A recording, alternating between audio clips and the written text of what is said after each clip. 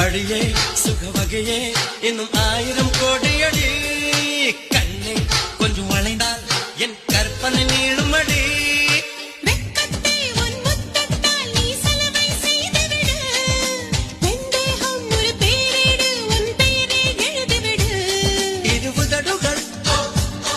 என் எழுதுகோள்